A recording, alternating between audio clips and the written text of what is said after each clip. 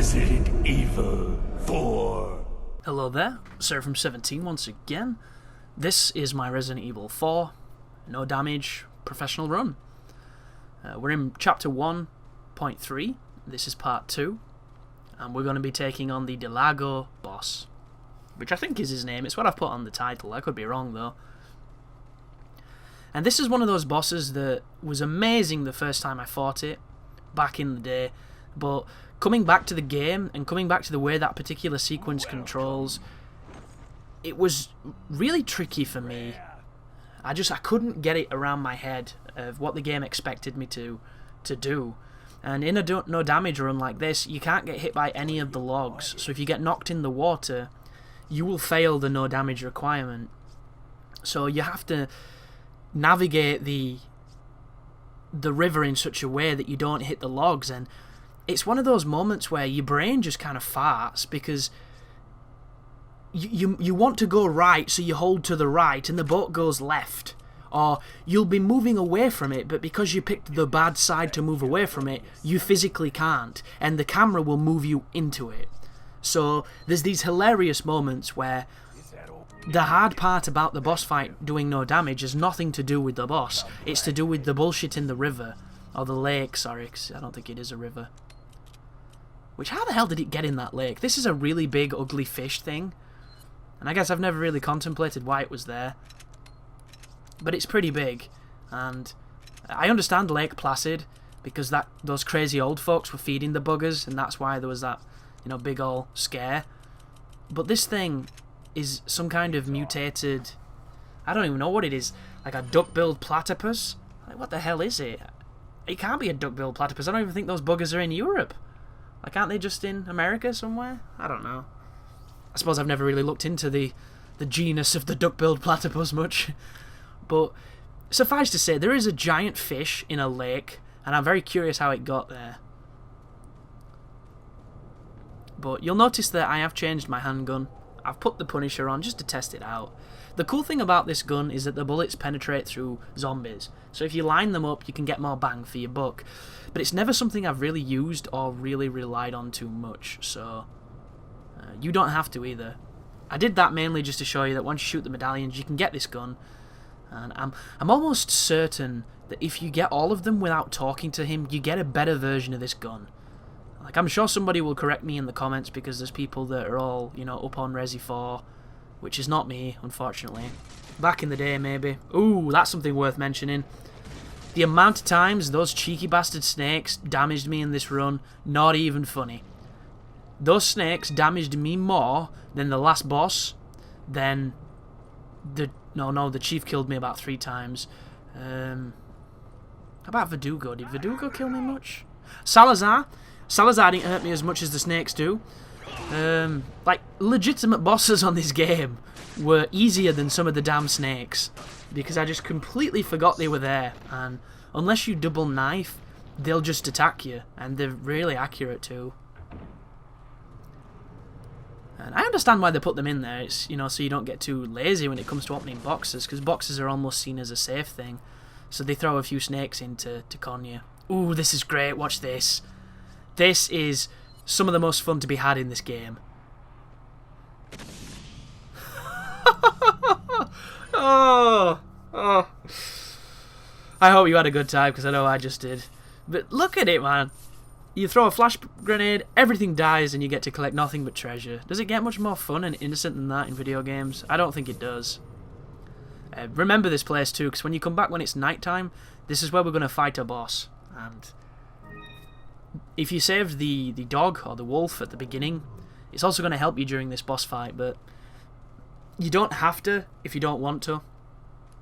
Although you should want to, because what are you, some kind of fucking monster? That dog's awesome. But the boss here, we will not be relying on the dog in any way to save that situation. I have a strategy that I saw a speedrunner do, and I tried to do it myself, and it took me ages to get the throw that they do, because they're just really, really good, and they're well practiced, and I wasn't, so it took me ages to do it. And it involves bouncing a grenade off the wall. And anyone who's thrown grenades on this game knows that the reticle and the aiming is It's just not good. It isn't. It is far from good. So getting a precise throw with a grenade is reliant on experience and knowing how the throw arc works and things, which are just things I did not know at the time. And it took me a while to line it up, but the results speak for themselves, so it's definitely worth doing, because you can beat him in 2 grenades, as opposed to all your shotgun rounds, all your pistol rounds, all that kind of shit. But here is the merchant again. Later on in the game, you're going to notice that he has these shooting galleries that you can do. And you might be wondering, why should you ever bother to do them? Well, you do get the... what are they called? Those little toys. Are they thumb caps or something? You get these collector's items that work towards an achievement, and they work towards your collection. Like bottle caps or something daft. And when you get a full set, you get a reward from the merchant. And I think it's like a big cash reward. It's been a while since I got them, so I can't quite remember. But if you're looking for as much as you possibly can to get through professional, like if you're really struggling and you just need every single little bit of advantage you can fathom, then it's probably worth your time to do that. Because every little helps when you're in those kind of situations. I will not be doing that. I just... there's no real need. Like, I don't know if you can farm gold on this game in any way to help you upgrade your stuff. There's probably some cheeky way to do it, but I've never really seen it, and I've never really looked into it, because I don't think you need to do that. And the luxury of what we're doing here with a no damage run is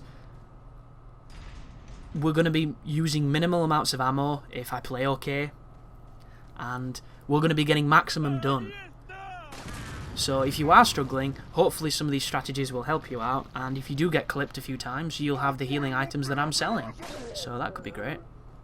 But this is a really tough room, and you can completely skip it, which I would recommend doing, because this is one of those places where there are so many zombies, I have no idea how it was ever intended to work. Like, why the hell would this random marshy boardwalk have so many dudes on it? Like, there's more people here than there was in the village. And every time you go to a sequence after this, like when you drop down to the next area in this one big zone, it spawns even more people. And it's just... it's massive. And they all throw shit, they all come from behind, like, because that's the way they like to do it, that's what excites them most, obviously. It's just bad news. You see that just there? That's really important. Whenever Leon turns his head and glances behind him, it means there's somebody behind you. And it is super important. And for a game that's this old, to give you that kind of a visual clue as to what's behind you is brilliant. And it might not be the first game to do it. In fact, it's probably not. But still, you know, it's so useful in so many ways. But you'll notice it's gone quiet. So when you come up here, you can slash these boxes. There's a snake in that one. I just heard somebody shout then as well. You might wonder why I didn't respond to the shout. I was playing this with no volume. Something I do quite a lot when I'm listening to podcasts and what have you. Which is one of the really frustrating things about recording on PC. Not only am I using Bandicam because I was having problems with fraps, so the free version of Bandicam watermarks your videos like a fucking douche. So there's a massive Bandicam banner at the top that I have to hide because, you know, fuck advertising them assholes with the bullshit. When it's just annoying that.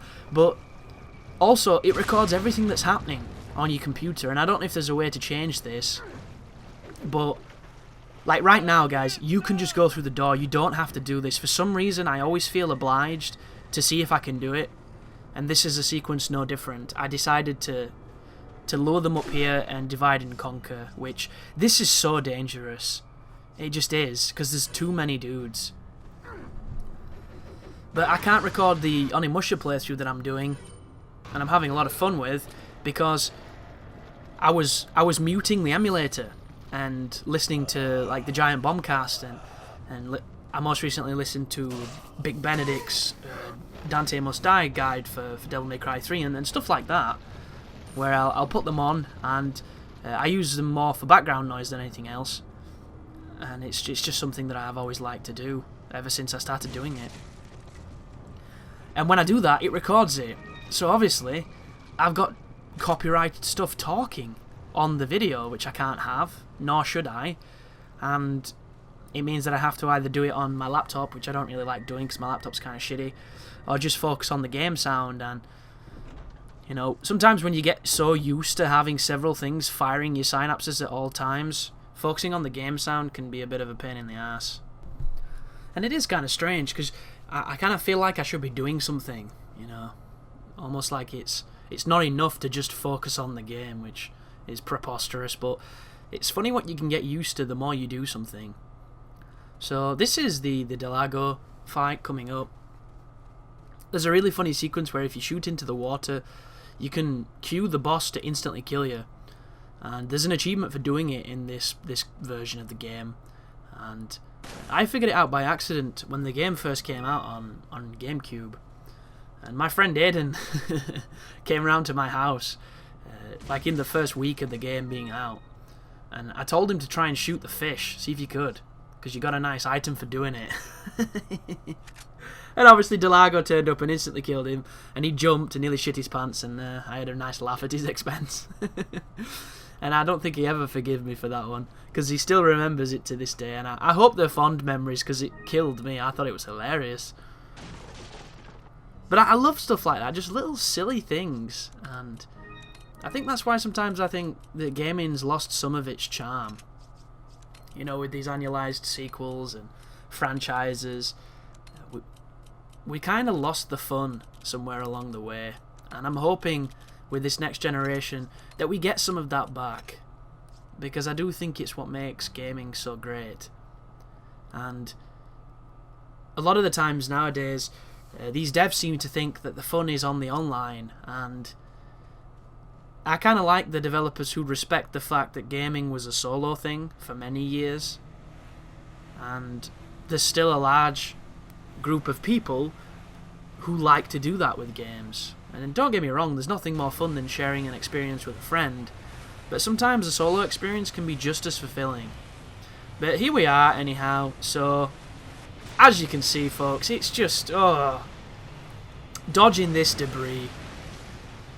You need to hit this guy a dozen times with these crazy harpoons while successfully dodging the debris. And if you're good at this, you can hit this dude really fast and get, you know, stack up quite a lot of damage quite quickly. But the aiming, the controls, everything together makes this one of the more unique parts of the game for no other reason than it doesn't feel like any other part of the game. So when I got here, this guy took me about like 5 to 10 tries to get this no damage on him, because I couldn't control the boat, my aim was bad, I couldn't damage him fast enough, and I always ended up getting hit by debris. Like, I think every other time I'd fought him before, I'd just done the whole get knocked out of the boat and accept it, bash the button sequence, so this proved to be one of the first real tricky sections. I was slow then. But this moment here, if you know how to judge the aim, you can throw 3 spears at him, and 3 spears is more than enough to make him submerge and start chasing you again, and it'll make this fight much quicker. Like, if you watch the speedruns, I'm sure, no doubt they'll tell you what the optimum amount of spears is per run, per pass, to do this really quick. Which, if you can do that, more power to you, because as unique as this is, I did not have fun recording it. Even though, you know, when you know what you're doing, it's probably quite a fun fight, because it's different, but, like, getting that flawless run, I didn't enjoy it. I was just like, please put me back on land, please just throw me into some zombie hordes, I can deal with that shit, I can't do this. Well, here he comes again with the wait for the red indicator to tell you where he's going to surface. There he is, and you just want to lead him a little bit and start chucking them. So that was a hit, that's a hit, can we get a third? No. We tried though. Like, three hits is really good on those moments. Just be careful here. That is the only other time you're probably going to take damage, when he goes underwater and surfaces and you swing into where he's coming from, because it will just knock you out of the boat, it'll take off a nice chunk of life, and there's not much to do. So here's the quick time event. Mash that X to cut the rope, and I don't think this is the most effective way to cut a rope. But then again, I don't think I've really cut that many ropes with giant knives, so who knows. But thank you for watching, and as always, you take care now.